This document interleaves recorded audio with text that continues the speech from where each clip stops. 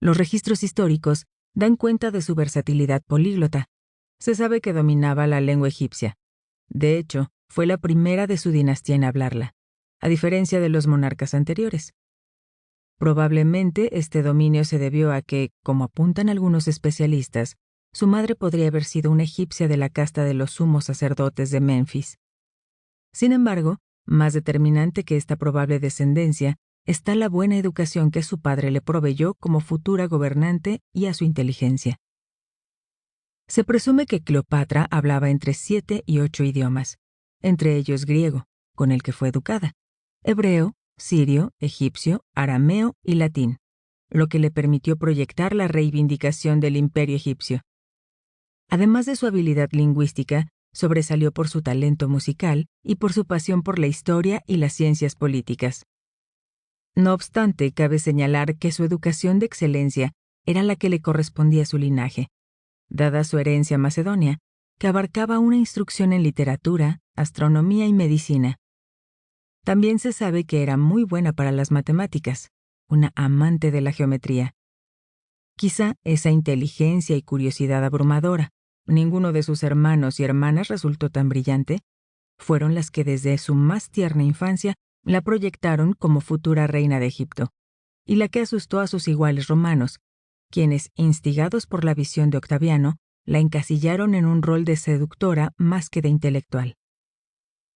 Sin embargo, sus detractores y críticos, como Plutarco, subrayan que más que una belleza despampanante, la distinguía una elocuencia que casi hipnotizaba.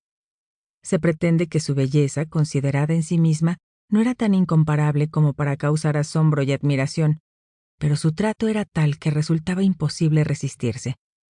Los encantos de su figura, secundados por las gentilezas de su conversación y por todas las gracias que se desprenden de una feliz personalidad, dejaban en la mente un aguijón que penetraba hasta lo más vivo.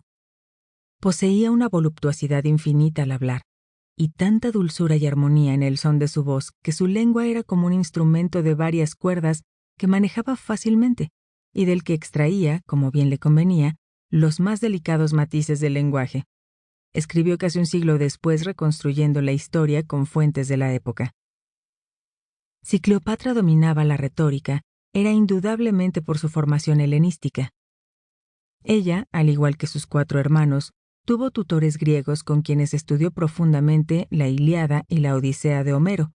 Parece que se sabía de memoria los versos de estos poemas, así como las fábulas de Esopo y las obras de Heródoto, Demóstenes, Esquilo, Sófocles, Hesíodo, Píndaro y Tucídides.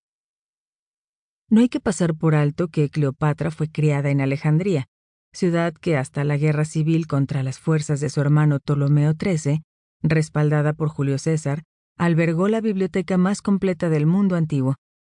Se habla de tantos ejemplares originales que la cifra aún hoy resulta abrumadora. Hay quienes dicen que guardaba entre 100.000 y 500.000 volúmenes, pero hay algunos atrevidos que sugieren que podrían haber sido 700.000.